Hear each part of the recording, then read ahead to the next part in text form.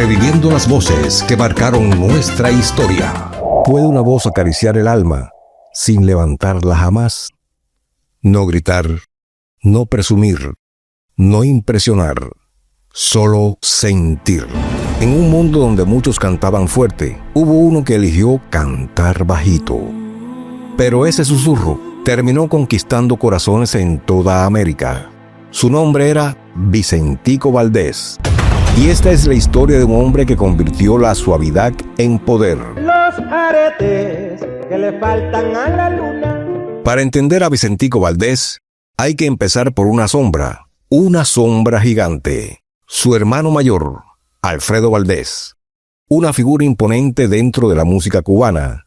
Un cantante reconocido, respetado, influyente. Y detrás de él, un joven que observaba en silencio. Los hallé una mañana en la bruma. Vicentico Valdés no nació siendo protagonista. Aprendió escuchando, aprendió esperando. Conversación en tiempo de bolero. Pero sobre todo, aprendió algo que cambiaría su destino. Que no hacía falta gritar para ser escuchado. Cada vez que te digo lo que siento.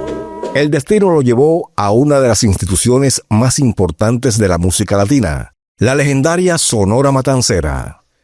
Por esa agrupación ya habían pasado voces gigantes, como Celia Cruz, no sé qué tiene tu voz, que fascina, y Daniel Santos. Neta para comer, neta para levantar. La Sonora Matancera no era un lugar para cualquiera, pero Vicentico Valdés no llegó a competir. Llegó a hacer algo distinto. Tú hablas de mí. Mientras otros llenaban el escenario con potencia, él lo llenaba con intimidad. Los aretes que le faltan a la luna. Su estilo era casi confidencial, como si cada canción fuera dicha al oído, y el público quedó atrapado. ¿Para qué son esos plazos traicioneros? Vicentico Valdés no cantaba para impresionar. Cantaba para emocionar. Traicionero, ¿por qué me condenas? Su voz tenía algo único. No parecía estar en un escenario. Parecía estar dentro de usted. Los hallé una mañana en la bruma. A diferencia de otros boleristas, no dramatizaba, no exageraba, no buscaba aplausos, buscaba conexión. Me faltaba amor. Me faltaba paz. En una época donde el bolero era pasión intensa, él lo convirtió en algo más profundo, confesión. Yo tendré una como tú. Escuchar a Vicentico Valdés era como leer una carta que nunca se atrevió a enviar. Y al tenerla no me asustaré. Su talento no podía quedarse en un solo lugar, y pronto cruzó fronteras. Llegó a escenarios internacionales, especialmente en ciudades claves como Nueva York. Allí, el público latino lo adoptó, pero también lo hizo un público nuevo, un público que quizás no entendía cada palabra, pero sí entendía el sentimiento. Los aretes que le Porque eso faltan era a la Vicentico luna. Valdés, un idioma universal, sin necesidad de traducción. Los tengo guardados para hacerte un collar. Hablar de Vicentico es hablar de canciones que no envejecen, interpretaciones que siguen vivas, porque no dependen de una época.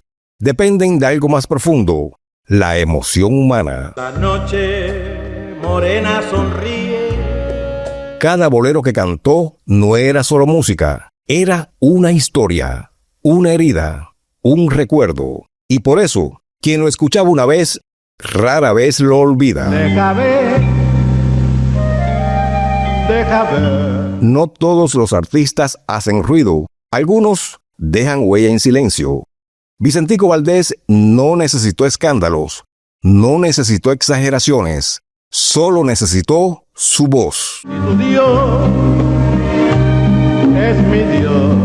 Y con ella logró algo que pocos consiguen, convertirse en una presencia eterna, no en los titulares, sino en el corazón de quien lo escucha. ¿Para qué son esos plazos traicioneros? En un mundo lleno de voces que compiten por ser escuchadas, Vicentico Valdés nos recordó algo esencial, que a veces la voz más poderosa es la que casi no se levanta, porque hay cantantes que se oyen y hay otros, como Vicentico Valdés, que se sienten. Los tengo guardados en el fondo del mar.